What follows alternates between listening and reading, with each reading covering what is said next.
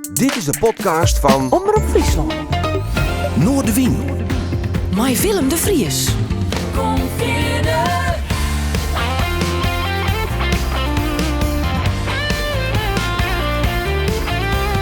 Alles wat er speelt.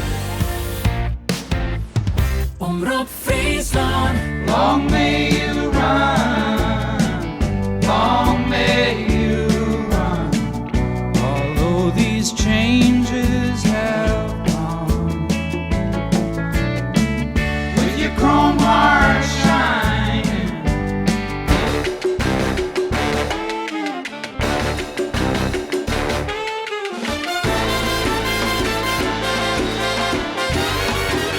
Dit is Noordewien. Goeie, en welkom bij Noordewien. Joeden we mij een bijzondere gast om de tafel. Wat ik al een hele tijd ken. Hij is gitarist van De Kast. En in kwart komt er een boek uit over meer dan 30 jaar historie van die band. Reden genoeg om alle leden apart van elkaar uit te nodigen voor een mooi lang peteer. En Joert is Peter van der Ploeg, hier de man die aan tafel zit. Fantastische muzikant, een levensgenieter, zo mij ik wil nemen. En mooi dat je best bij. Hoe is het, jong? Heel best, Willem. En leuk ook om direct te wijzen nemen bij die. Dus, Ik vind het leuk om even terug te praten. Ja. Drokke periode of niet? Nou ja, we hebben correct 2 maanden Nederland toerd met De Kast. Nou ja, en toen ben ik thuis, dan kom je weer in je eigen dingen en dan kom ik weer aan het opnemen. In mijn studiootje ben ik bezig. Danny Jonk en jou wat lessen. Dus dat gaat al hier wel trouw. Ja, ik ben elke dag bezig. Hoe valt zien we zo'n intensieve tour bij die? Want dat veroorzaakt denk ik trouwens jaren ek, of net? De hele beleving van in het busje, ergens in spelen, let thuiskomen. Nee, we begonnen net in de bus. Ik reed in mijn eigen auto met mijn vrouw. En die doet de merchandising dan bij ons met De Kast Afke. Afke, ja. Ja.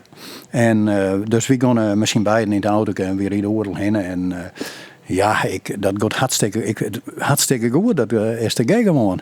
Ik ben met je zo betierd in theater voor de files wat ik voort. En dan ging ik mooi rustig wat aan het spelen. En ik heb wel wat mijn iPad bij me. Dus ik kijk wat dingen met de studio dingen. Voor thuis weg mee bezig ben. En beschermd wat nieuwe dingen al hier ontdekken. Dus ik ben altijd wel bezig tijdens een toerrek. Maar worden dingen er nog niet op. Ervaart het als zwidder? Als in het verliezen of is het dezelfde beleving nog steeds? Nou, ik dacht eerst van, hoe komt dit nou? Want ja, je bent rond eigenlijk ouder, maar ik moet eerlijk werden, dat ging echt super. Ik had nergens geen les van gehad. Seizoen wat. En scheelt het dan ook als het in theaters is? Ja, ik dus denk... ons wat optreden dan een feesttent of een grote club? Ja, feesttent wordt ook wel, maar die liedse kroegen, dat goed van mij net al je meer. Hey, dat is wat er rookt wordt en zo, dat denk ik wel dat een zwidder voor de ouder binnen. Hey, dus je kon er net met dat de nacht uit. Nee. Komt het boek uit, meer dan 30 jaar historie. Ze is wel eens op de bank een beetje te mijmeren hoe die hele periode. Of best u toch vooral een man van het nou en de toekomst nog? Ja, ik ben van nou en de toekomst. Hey, bijvoorbeeld toen we met De Kast die het stappen binnen, toen had ik al wat studioapparatuur gekocht. En toen ontdekte ik al vrij snel dat er waren handen in weer. En met name wat ik heel mooi vind is de hedendaagse techniek. Want die gaat heel vier. Die gaat nog verder als we op het moment mee bezig zijn. Dat weet ik al. Want ik ontdek dus al je dingen van ik ken dat extra. En dus daar ben ik altijd mee bezig om nieuwe dingen bij mij te leren. En ik merk hoe langer ik dat doe eigenlijk, dat ik steeds minder dingen nodig ben om iets leuks te maken zien. Dus dat is eigenlijk met spelen extra. In je gitaar ga je gewoon genoeg. En ik ga een hele oud venderke, weet ik al jaren met spelen. En dan denk je, ik word een keer kocht wat 200 gewoon. Net meer. En dan speel ik elk concert van De Kast mee. En dat is mijn opnameapparatuur extra. Je kan van heel simpele dingen, dus helemaal net volle, kan je iets heel leuks doen. En dat vind ik zo mooi. De bijblijven. En de jeugd belt me. Ik hoor Peter dat en dat. Dus dan bleef ik onder de jongeren een beetje heen. Maar bij deze tijd. Dat vind ik zo mooi. Is die nou ik neem het maar even, de pauze hè, die hem toen horen had. Is dat een gamechanger voor die West? Dat is op een oren manier mijn muziek doen.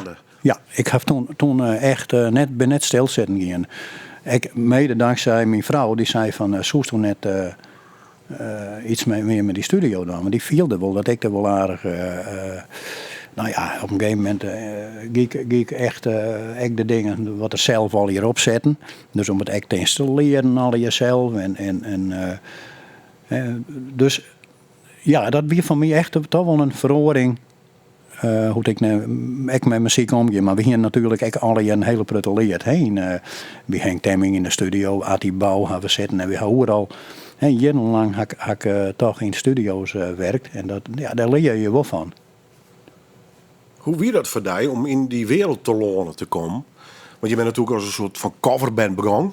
Ja, van de street al. Een heel grapje heb ik het idee, hè? Met Siep, Neef. Ja. Ze hebben een bandje beginnen. Lang leven de lol. Dat gevoel een beetje? Ja, het wie vroeger zei Benny van der Ploeg, bij ons uit de Warp, die kwam bij mij. En die zei van, nou, we gaan optreden met ons band, zo'n Jemmik in het voorprogramma wel. Of zo toen ik iets. Nou ja, en Siep kwam altijd al bij mij, en Dickie, Visser toen. En de eerste drummer van de kast. Ja, die kwam wel bij mij wel eens even. En Siep kwam wel die gitaarlessen wel eens even bij mij. Die zijn, dan moet ik altijd al aan hem. Hij speelde, maar hij zong daar altijd bij. Met zijn broer Jacob. Nou, dat was prachtig. En dan zitten we bij mij achter. En nou, toen dacht ik, die ken ik vrij en misschien wel Dickie dan drummen. En toen hier die Benny zijn, dan heb ik me een bassist voor hem. Zij kan, dat is grapje eigenlijk. Nou, we hebben het oefenen met hem, we hartstikke leuk. En we gingen het optreden gaan. En nou, dat was aardig succesvol ik nog. Popma, in Van Waarden weer toen. We zijn de jongens, we gaan van aardigheid gewoon wat terug. Vrede aan oefenen. Zo is we eigenlijk wat begonnen. Wat voor nummers speel je? Oh joh, ik kan me nog herinneren, Santana. God, ik weet het niet, Willem. Ik weet het niet meer. Nee, ik weet het niet meer. De hits van toen, zeg maar. Ja, de hits van toen. Maar ik zou het echt niet meer weten. En daarom zei ik lees net altijd... Of zit er net altijd net verleden. Nee, ik ben echt maar nog bezig. Krijg ik ook je Henry en ik zit in de auto en dan jeer ik muziek. Ja, dan jeer ik toch wel naar de hedendaagse muziek. Want wat ik vroeger heel mooi vond, ja, daar ik soms, dan denk ik van, vind ik dat nog?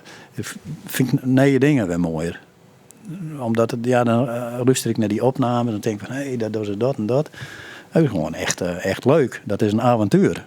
En dat ik dat naar mij met die computers, en wat ik heel leuk vind trouwens met opnemen, is dan wel om de basis te houden. Dus echt probeer zo vol mogelijk dat je hele instrumenten, de gitaren met name erop te spelen. Puur. Ik ga soms met drums, maak even wat sampletjes broeken. Dat is eigenlijk het enige, maar de rest kan ik al je toch wel inspelen. Echt zelf. Dat is wel mooi. Want wie gitaar ik in eerste instrument of? Mijn eerste instrument, nou ja, ik ben vroeger begonnen. Dat is wel leuk. Ik kwam altijd bij mijn Beppo, dan ben ik een Ierenwacht, in Dokkum. En daar stond altijd een gitaar. Dan zei ik naar die hals en dat fascineerde me. Ik denk van, dat zoek ik wel. Dat zoek ik toch wel op. Ik zou wel weten hoe dat werkt. En dat is mijn karakter. Ik weet ook dat dan wok dat ik. Nou, en toen was ik een hier tredje. En toen ging ik... Precies, bij LTS dacht ik, of niet? Ja. Ik ben eerst... nou, dus ik wou timmerman worden.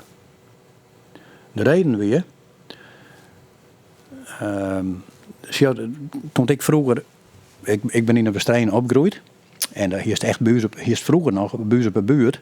Dan hier is de bakker daar.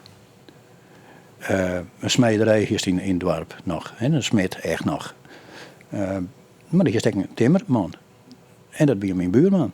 Dat was Huizinga, Siep Huizinga. Zijn zoon, Henkie Huizinga, die is nou autosloper. Dat is mijn kameraad altijd geweest. En nog steeds, als je dan is het Henkie, ik weet niet, dat is gewoon ik een artiest op zich, zei ik altijd, in de autowereld. Maar dat wie echt, wie waren altijd met z'n beiden met dingen bezig. Hè? We timmerden en auto's, Henk hier toen al auto's. En dan jij ik hem nog steeds een sleuteltje zien. Moest ik hem naar Jan en Alve. En ik duw hem dan, en Henk hier leidt de sleutel in. Hè? En dan beginnen we nog hier of zingen. En dus dat vond ik altijd heel mooi, dat timmerwerk. Dat ik zeg dat er altijd, ik denk, dit wil ik als werk doen. En toen op een gegeven moment, dan kwam ik van het leger de squalo. En ik ging in het laatste jaar bijspiekeren, dus ik kon naar de MAVO. Maar ik kon zelfs, kans wie ik dat ik naar de HAVO kon. Maar ik doe dat net. Dus ik ben toen trof iets naar de LTR. En mijn ouders gingen me er wel voor op, jongen. Dus ik fiets het atelier weer rond. Toen weer de jongen, waar wie is toe? Want toen werd het voor de boeken nog maar op. Ja, ik denk, dit is mijn ding. En daar ben ik heel blij mee, want ik had het een enorm prut op die squallen geleerd. Ben ik vakken die ik heel moeilijk vond. Want dan gingen ze soort met houtsoorten en alles. En dat ging heel vier dat toen in die tijd, weet ik wel. Dat wie een mooie squallen. Dat is een hele mooie tijd gaan. En maar wat me het meeste, dat weer natuurkunde. Daar hoef ik weinig voor te doen. Dat ging vanzelf? Dat ging vanzelf, ja. En later had ik nog, dat had ik nooit, maar toen ik aan het werk ging, op een gegeven moment van school aan, dan ging je aan het werk. Dan werkte het tot november in die tijd. Dat ben in 71. Want dan zie je kamps in de Forsverlet. Ja, Forsverlet, hè? Ja. Dus daar kwam het eigenlijk op. Stilzetten boek net. Dus wat die ik leren. Dus ik ging MAVO, wat bieden we vakken. En toen dan weet ik nog wel, dan ging ik Engels, Nederlands en geschiedenis. En ik ging Duits bijvoorbeeld. Ik vind alle vakken, maar ik mocht ook al vrij snel dat bijvoorbeeld, geschiedenis, dat vond ik machtig. Schitterend vond ik dat. Dus dat is echt iets wat me nog steeds fascineert. Ja, dat ik ergens ben, de geschiedenis van iets. En het verhaal erachter als het ware. Het verhaal erachter, ja, dat vind ik heel belangrijk. En dus dat had ik toen echt nog al je dingen. Maar ja, dan op een gegeven moment dan ben je een jaar of 3 of 24 en dan word je nog wat verder met dingen bezig. Toen zoek ik. Dan ga ik vertel nog wel al die dingen een beetje misschien in tron. Dat komt samen te boven. Maar ja, inderdaad. Dat is die jonge heren met dat. Ja, toen mijn jonge heren waren echt in het warme Westerijn. Daar kon alles nog. Dat was prachtig. Een hele mooie omgeving opgegroeid, zei ik. Op die buurt vooral. Dat was echt prachtig. Schitterende buurten daar. Echt inspirerende omgeving, weet ik in Siert. Toen. Dat is nog echt bij verhoren. Want dat is er niet meer. Nee, ik woon je daar nogal op hetzelfde plak. Maar dat is ook wel mooi om te zien. Dat het een totaal andere wereld is. Bijvoorbeeld een buurvrouw die ik mijn leven lang kent had, die niet eens komt overlijden, die 1 paar minuten voortreden zou. Dat zijn hele paar dingen. Ja, dan is het leven wel heel betrekkelijk. Als je op zo'n buurt woont blijven, dan zie je dat. Ja. Echt het vereen van het leven. Van het leven zie je heel bot. Je komen en je gaan. Ja. Dus, maar op een gegeven moment kwam ik, ik speel gitaar altijd. We komen nog even op hoe goed ik met het instrument dan bij mijn bep in aanraking kwam. Mijn keuze wie wel op een gegeven moment dus timmerman worden, dat boek. Maar ja, dat instrument ging me ook al te pakken. De gitaar. En toen ben ik een hier of 12 13 en ik hier al bij mijn kameraad altijd te zitten en dan speel ik al die akkoorden al. En ik hier wat centen sparen. Van Jeddy, dat was al een Jeddy-crisis. Ik hier wat op de bank en ik weer 13 hier. En ik denk, ik ga naar Nelly Hout en ik haal hier mijn gitaar op. Want zo wie ik dan wel. Dan ben ik nog, had ik iets, dan doe ik dat ik. Dat ik een centen van de bank haal en ik Nelly Hout en mijn ouders wisten ik van niks. Nou, de Scheepstra hier toen nog, op de Wurdenmediek. Dus daar had ik gitaar gekocht en ik kom weer om met de trein. De bus komt makkelijk met de trein altijd voor het al jong. En dan kwam mijn heidzeker in de auto aankwam. Ik denk, daar ron ik met een gitaar. Hij zegt zo, dat weer schitterend. Je zegt, ik zie dat nog. Ik denk, oei. Maar ik kwam thuis, hij zei, hast een gitaar? Ja, ik zei, ik ga een gitaar. Hij zei, prima als dat denk ik ook. Dan zei hij, maar dan gaat wel op les. Als het dorst, doet serieus. Dat dan goed. Geen heel werk. Ja. En toen, maar dat koest eigenlijk geen les krijgen, Willem, in die tierbuurs. Dat wie eigenlijk niks. Dus ik ga prutten zelf toen meer eerst geleerd. En toen kwam later in een buurs in de Westrijn, daar kwam Nanne Kalma. Die kwam daar les in. Mijn kameraad en ik hebben nou een banaan op les zitten, maar hartstikke leuk. Hartstikke leuke man, jongen. En daar kon ik echt wat van leren. Ik weet nog wel dat ik de eerste blues likjes een beetje van Nanne leerde. Maar hij ging voort en dat ben gewoon echt zo schande. Dat vond ik zo jammer. Maar toen ging ik wel naar Boetenpost, naar het Kwartling op een gegeven moment. 14, 15 jaar, 16. En daar is ik wel wat muziek zien, al toen. En dat ben in 74. En daar trof ik Dickie Rusticus, fantastische gitarist. Die jongen wie ik al mijn leeftijd. Maar echt super gitarist. En die vregen me voor. Die zijn, ja, ik speel al wel wat basgitaar al. En die gingen wat een auditie daar. En daar werd ik vooruit zag toen. En een drummer, gitarist en een bassist bij een trema-formatie. Nou ja, dat weer hartstikke mooie eigen nummers toen. Daar voelde ik voor het in. Ik wil wat covers van Jethro Tull spelen we toen. Maar die jongen wie echt heel getalenteerd. Dat wie echt een van de betere gitaristen die ik ooit jongen had. En ze kunnen toen al eigen nummers. Dus we spelen op een gegeven moment dan weer in Kwartling ook iets. En hier is van die jongen, dan kwamen er bands. Hier stond Children of Jubel, kent die nog? En daar zie je Eri Dam ook in. En Eri trof ik nog later weer. Maar natuurlijk dat we spelen bij Salomon in Kolm. En daar zie je het mijn voorprogramma. Nou, geweldig. Dat was mijn eerste optreden echt. Was spannend. Zeker spannend. Ja. Maar we spelen er fantastisch. Ja. Maar ik moest weer de voet echt... echt super omdat het waan toen. Kan ik me voorstellen. Ja. Gaan we straks nog verder praten. We gaan muziek draaien van Tony Joe White. Ja, ik vond dat nummer vind ik gewoon, dat past in die tekst ook in disserteerd bij mijn oorlog en alles. En ik had dat nummer toen hele prutte draaien. Ik vind die tekst echt zit zo'n goede boodschap in. Maar ja, dat is maar correct hoe je een tekst luistert. Die ene helpt dat eruit. En ik hel de dingen ik van hedendaagse tiert eruit. Toen ik het altijd, ik had een hele prutte die cd eruit. Gitaarwerk vind ik schitterend mooi erop, zo'n clean Fender. Ja. En die stem van hem, ik vind dat echt, nummer past in deze tijd. They took their heavy load with discrimination on the run. Marching down the dusty roads, singing we shall overcome. Tony Joe White en The Other Side. Die op het muzieklistje van mijn gast van Joert, Peter van der Ploeg, gitarist bij de Kast. In een opmaat naar het uitbrengen van een boek over 30 jaar, ja 30 plus, kijk eigenlijk zitten van de Kast. Ga ik alle leden hier rond tafel en dan kunnen we eens even erop praten, Peter, want we beginnen alleen maar over de beginjaren eigenlijk. Wat ik kan bij het besef dat ik in de toekomst net timmerman weer, maar fulltime muzikant. Is dat langzaam groeit? Of hoe is dat in zijn werk hier eigenlijk? Want op een gegeven moment begon het wat te worden met hem. Zo, toen ik op een gegeven moment neer 15, 16 weer, toen speel ik dus in een bandje in Boetenpost. Toen ging ik op een gegeven moment, ik vreugde me voor de gospelgroep in de Verstrein. En daar had ik het voordeel van dat er op een gegeven moment een hele goede dirigenten kwam. Dus ik leerde mijn akkoorden kennen, dus dat kreeg ik aardig.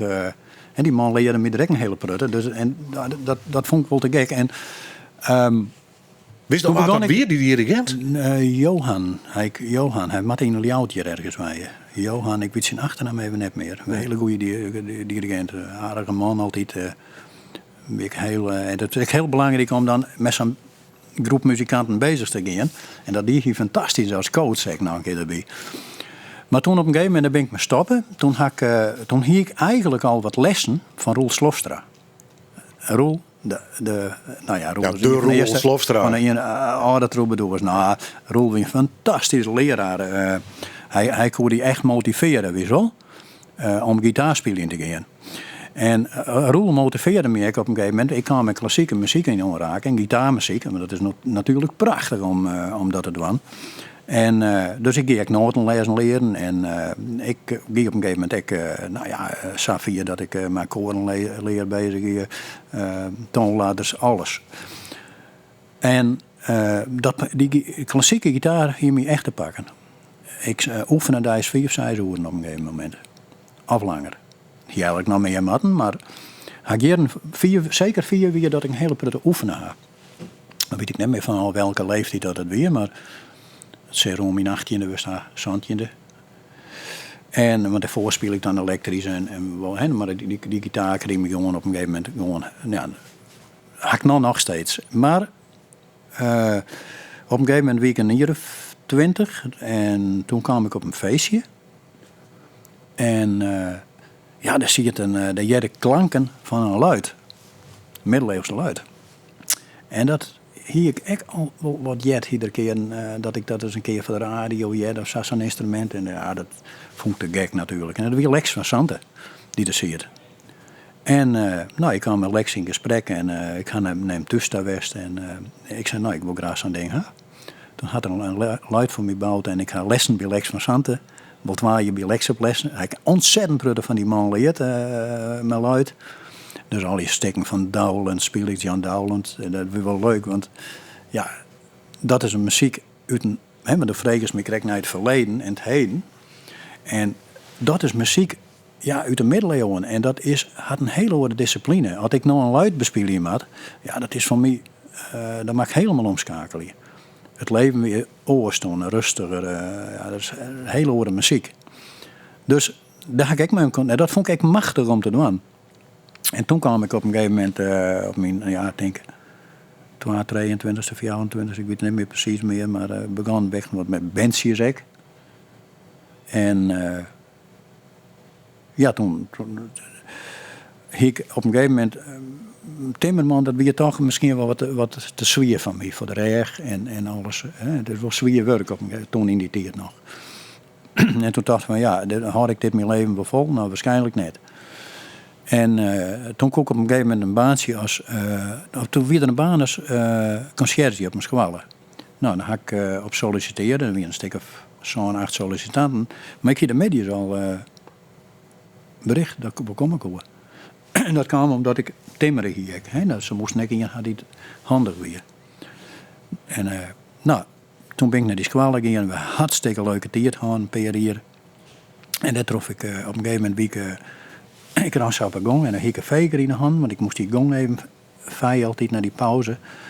En daar had ik pianoklanken uit een lokaal kom ik denk. En toen wie ik trouwens al mijn Siep en Dikkie aan het spelen. En ik denk, wat is dit mooi. Dat pakte me. Dat was een magisch moment, ik vergeet het nooit weer.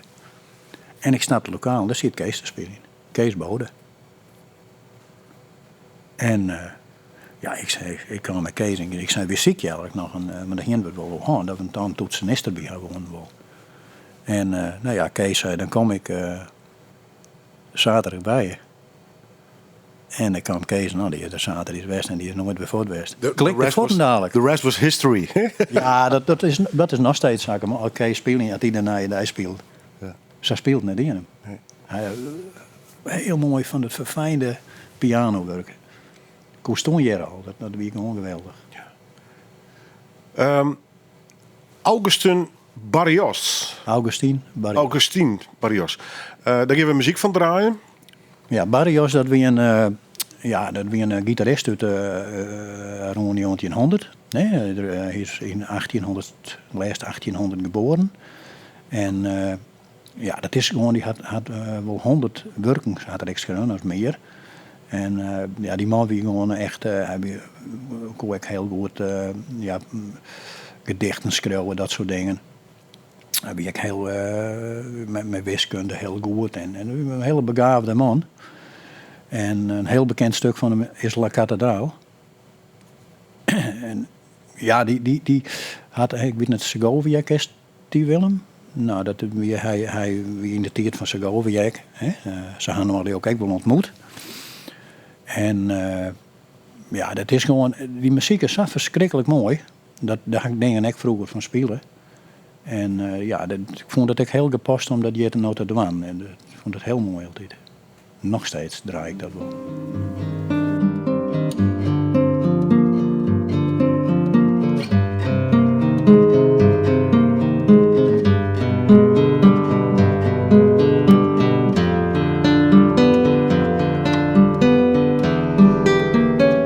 Prelude in C minor. Augustin Barrios. Prachtig mooi klassieke gitaarspel. Peter van der Ploeg, mijn gast, Stuart kwam je mee oren. Dit spelen ze thuis? Dit soort dingen, ja, dat spelen. Als ik even zin had, dan pak ik mijn gitaarke en dan heb ik verder niks nodig. En dan doe ik weer een stuk, studeer ik even in. En het onthouden, ja, dat gaat wat want ik lees dat dan. Om dan alles te onthouden, maar ik er wel wat extra tijd bij insteken. Ja, precies, maar du hast wel de noten, hast al je vaardig. Die heb ik dan voor me, ja. Ja. Dan ben ik echt aan het noten lezen even. Hè. Dat is echt wel goed weer, om dat soms eens even te doen. De mooi die verschillen al hier. Hast dat echt van jongens al voor het leerd, noten lezen? Ja, ik heb voor het... met de theoretische kant van het verhaal? Ja, ik heb op een gegeven moment ook heel snel lezen. En dat is nog maar weer wat meer zien. Maar als ik even een uur bezig ben, dan heb ik dan op een gitaar is dat heel los. En dan lees je met in je notenbalken. Dus links vanuit de G-sleutel. En dan mag je gewoon echt een beetje, soms dan ben je vingersetting. En dan mag je zelf ook een beetje nadenken van, wat is een handige vingersetting voor een akkoord op een hals. En dan merk ik gewoon met lessen soms, dat er gewoon mensen binnen die soms een paar lessen hadden, die ik zie ook in iets doen, en denk, ach, zo kent ik. Je leert altijd in het leven. Dat is zo mooi. Opletten, hè? Ja, dat is zo mooi. Dan zie je gewoon van, je hebt een visie ergens op, je ziet ook ergens, je denkt van zo mat dat. Maar je moet het soms ook een keer van de andere kant beginnen. Dat is met muziek samen in het hele leven zo. Speelst u liever akoestisch dan elektrisch? Of? Nee, allebei. Ik vind het, dat is mijn keuze op een gegeven moment. Ik vind dat gewoon heel mooi. Vooral in de kast vind ik dat gewoon fantastisch. Daar speel ik dan ook akoestisch. Maar ook elektrisch. Dus, ja, want ik wil net zeggen een akoestische worden binnen, maar je hebt wel een akoestische zoen wat afslagen na. Dat leidt die lieke goed, is eigenlijk de popsound, zeg maar. Ja, ik speel altijd alle gitaren voor hen in, op de platen. Van akoestische gitaren, elektrische. Als er een klassiek stukje speel ik dat. Dat vind ik echt hartstikke mooi om te doen, al die verschillen. Dat is echt een uitdaging. Ja, want wat we zullen kijken al jaren, dat is heel puur, is klassiek. Dat is het totaal tegenovergestelde van de popsound van de kast natuurlijk. Maar beide kanten vind ik mooi dus. Ja, en het inspireert je ook wel weer om noemers te maken. Hey, als je met iets bezig bent, dat staat weer uitpust uit die achtergronders waren. Want dat haast wel natuurlijk. Hè?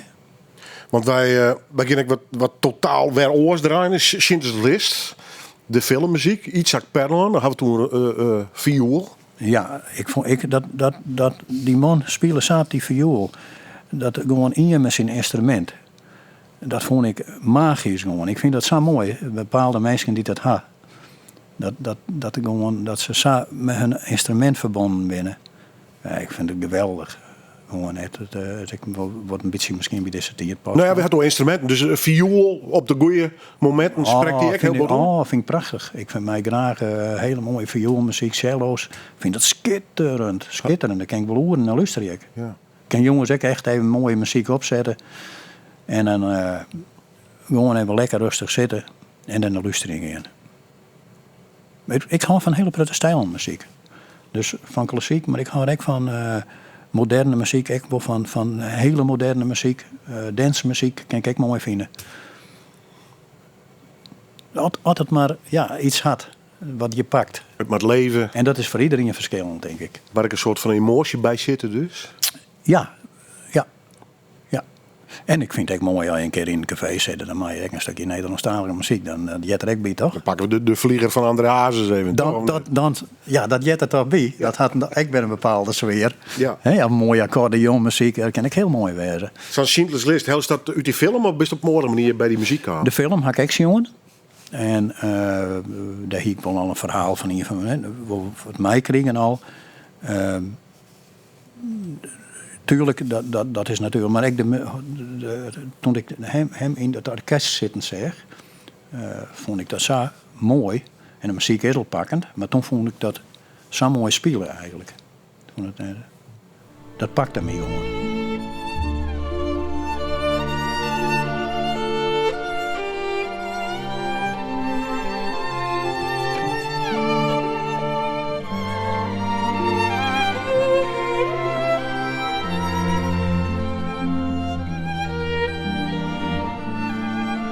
Absoluut piekenvel, nog steeds. Ik vind het prachtig. Ik vind het heel mooi dat Peter van de ploeg, mijn gast, die mee oorkwam. Schindler's List, Itzhak Perlman, de violist. Ja, het thema, het instrument, alles bij elkaar, de sfeer. Ja. Misschien krijgt het ook wel wat een dubbele lading op dit stuit met de meerdere oorlogen. Ja. Er is net in je, maar er zijn nogal wat oorlogen momenteel op de wereld. Maar goed, Oekraïne, Rusland.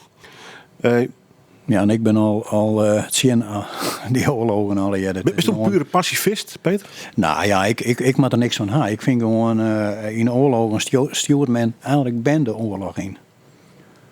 Zandje in 1819, die mensen hadden een heel leven voor hen. En als ze eruit komen, dan komen ze er beschadigd uit. Het is een hele leven net eronder. Ik bedoel, waar ben je mee bezig? Hoe kun je het stoppen? Hè? Nou ja, sowieso men aan tafel dingen en laten snappen. Dat denk ik. Ik bedoel, als meisje hoeven het altijd net met maar eens te wezen. Maar dan mag je wel, je mag er net meisje Safia gaan letten dat je die de in sturen. Ik vind gewoon dat is gewoon bestaat in mijn leven, in mijn denken, zodat de meisje met ik wetter bij de wind aan kennen, onderling. Praten dus. Praten en zorg je dat zoals net gebeurt. Is dat de reden dat Jim als kast naar 30 hier nog steeds met een grote glimlach op je gezicht nee en bij een optreden wij komen? Denk het wel, ja. Ja. Maar je stralen nog zo volle lol uit. Ja, ik denk dat dat een heel belangrijk is. Hoe ga je het volhouden? Nou ja, altijd weer bezig met iets te gaan. Ik denk dat wie ik binnen maar binnen, dat viel ik ook altijd. Als we binnen maar binnen, dan heb ik altijd wel het gevoel, ik ga er altijd gewoon een goed gevoel door. En hoe komt dat? Ja, dat weet ik niet. Dat is gewoon iets. Ja, dat is er gewoon. Dat kan je net. Misschien met de personen die binnen maar passen. Ja, maar je bent wel heel verschillend. We hebben heel verschillend. Ja, heel verschillend. Ik weet ook net hoe dat kan, Willem. En je maakt geweldige successen hoor. De grote optredens, Gelderdoom, Ahoy. Nou ja, neem het ook al niet meer op. Lemmerheim nog eens een keer voor hoeveel mast in? De hieke toevallig met Nico hoor. Want we hadden er vorige week vrijdag hebben we er nog stien.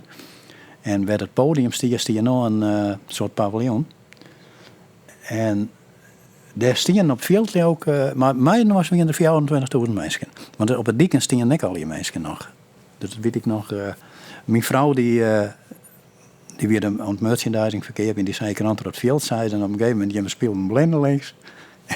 Hier het veld door jongen, je wie gewoon schrokken. Zo'n mensen die in de West. Hoe stier je dan op het podium op zo'n moment? Nou, een soort roes, een soort dream? Nou, ik net als een dream. Ik denk gewoon. Ik denk gewoon. Het is net zo dat ik denk van we hebben zo'n prettig successen gehad en ik vind het hartstikke mooi. Is het succes wel eens medaille onderhaald hier? Nee, dat kreeg me net te pakken in die zin net. Ik ga altijd van oké, jongens, prima, maar ik zet maar als ik de container weer. Nee, ik vind dat gewoon, tuurlijk gebeurt er wel wat mee, maar je weet gewoon dat het weer ophoudt. Dan mag je gewoon heel nuchter in werden. Dat hier zelfs toest Maar die jongens in het Gelderdoom stierst. Ik ben zo'n 30 jaar toen al, of 40. Ik hier al een huishouding en ik hier al verschillende werken gehad. Daar hebben we Niske Dekkel even nog gehad. Ik had stemmerman die het werkt. En, dus ik weet wel een beetje hoe dat... Ja, alles komt bij een doen. En dat wie hier, dat is mijn huis examen. En dat is je altijd wel bewust, hè? Ja, zeker. En ik denk dat het zijn we nooit bezig en ik had er gewoon een enorm plezier in. De theaters waar we weer in staan hebben gewoon fantastisch spelen nou deze theatertour. Echt schitterend. Ik heb wat beelden ervan zien, dat is gewoon genieten. Dus ik ga net van zoiets van nee, dat het succes. Ik vind er ben een hele prutte bands in Nederland en over de hele wereld die hartstikke goed binnen. En wie gaat toevallig dat stukje erbij gaan dat we met name met een Nijedij dat toen een dikke hit werd. Hoe belangrijk is in dit hele verhaal die vrouw Afke? Nou, voor mij alles natuurlijk. Want wij zijn al aan 50 jaar wat binnen, maar dan... Voor de grote leefde, hè, denk ik. Ja, ze had ik altijd, de kastmei, ze had altijd meus mij geweest, overal heen. Ik mij dat we naar Boeteland dingen hier en je stiert er altijd achter van wat we doen. Dus dan nog, met boek aan, wat er onderkomt. Stiert ze erachter. Stiert ze er ook in? Ja. Ja, je raak ik mee bezig altijd op een hele positieve manier. En ze is kunstenares. Ja. Ja. En hoe En het is smaak, maar ik vind het prachtig werk. Tenminste, wat ik ervan zien heb. Ja. Dat is, als je een schilderij of een tekening van in je maakt, dan zit ik er gewoon, jongens, dan zitten we, ja, zo'n mooie ruimte achter. Het wordt echt nog een hele sfeer. En dan, ja, op een gegeven moment, als ze dan een uur bezig is, dan zie je dat gewoon leven. Hoe ze het leeft, wat ze maken, leeft. Dat is gewoon prachtig om te zien. Maar ze is heel bescheiden daarin. Misschien wel te. Te bescheiden, ja. Ja, dat is ze zeker. Maar ze maakt het prachtig werk. En ze zei, ze had eigenlijk geen poespas erbij net. Ze zei, dat doet voor mij al hier net. Ze zei, ik ook maar lekker bezig wezen kan. Als ze een tijdje even het schilderd had. Maar ze doet ik alles voor mij. Ja, je doet mijn boekhouding. Het is gewoon mijn alles daarin. Ik bedoel, daar ken ik net zonder. Dan zoek ik net, denk ik, samen met de kast op paard werkend haar. Het is gewoon zo'n stuwende kracht achter me. En dan was nog wat tijd hoor. Tijd om bijvoorbeeld, meestal les te gaan. Tijd om met talenten om te gaan. Want dat was dan peken hoor, jong. We werken te graag met jonge mensen. Ja, ik heb een hele prutte, die komen gewoon bij me. Ik heb echt fantastische gitaristen oplezen. Nou, die spelen jongen volle beter dan ik speel. Dan denk ik, wat doen we hier nog? Maar ja, we leren altijd nog wel bij Peter met opnemen. Ben ze dan met me bezig. Ben dan met een cd. Gewoon heel experimenteel, alles prachtig. Maar gewoon fantastische muzikanten haast er dan tussen. En die doen er niks mee verder. Dus ja, ik vind dat gewoon prachtig om en ik kreeg mensen die nog net jongen bijvoorbeeld niet, dan juist een prachtige stem bijvoorbeeld tevoorschijn komen. Ja, die wilden nou ik vaak. Dan zei ik van, waarom er niks meer doen in een band of nee, dat doen we voor uw plezier. Nou ja, dat is natuurlijk echt heel mooi. Hè? Kan ik me heel goed voorstellen. Maar een van de talenten, en dat weet ik voor het laatste plaatje wat we draaien, komt van Do en van Selma. Selma mee. I'd rather go blind. Maar doe dus vaker wat met haar. Het is een jong talent. Nou, Selma die zit van haar zonde bij mij op les.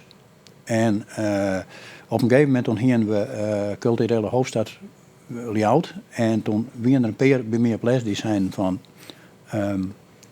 wie zo'n daar iets doen willen. Nou prima, ik zei misschien hebben we er dan hier iets doen bij mij. Of dat we hier bij mij thuis optreden zie je of zo. Ja, maar wie zo'n graag een neushoorn willen. Ik dacht, neushoorn, hoe krijgen we dat van?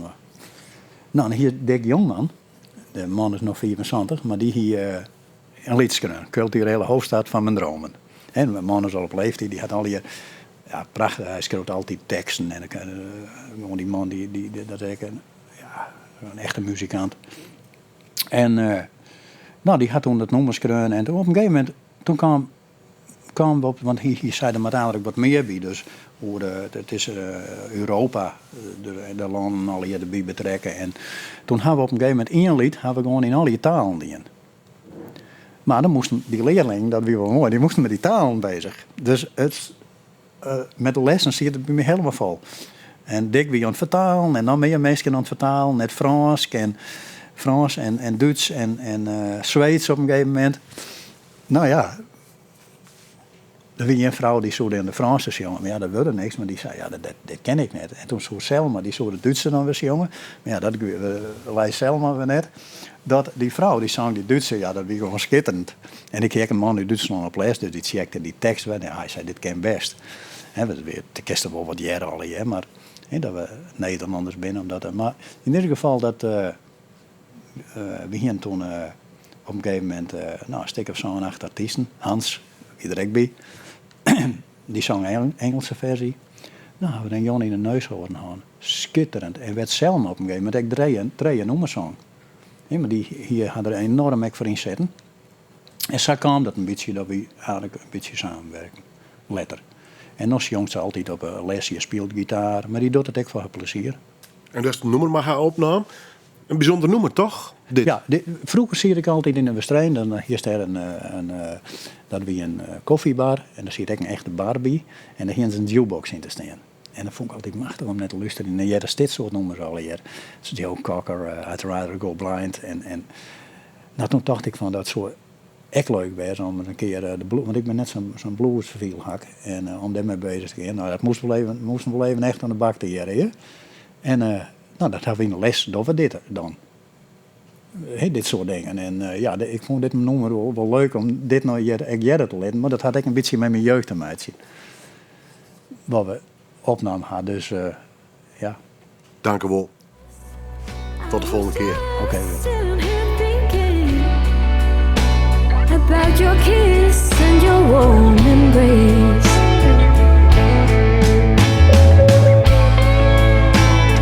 With the reflection in the glass that I held to my lips, baby. Revealed the tears that were on my face.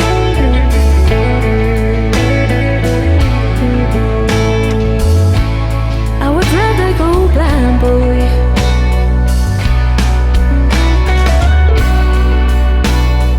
to see you walk away from me.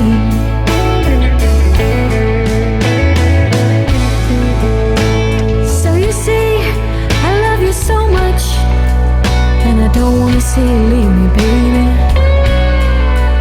But most of all, I don't want to be free.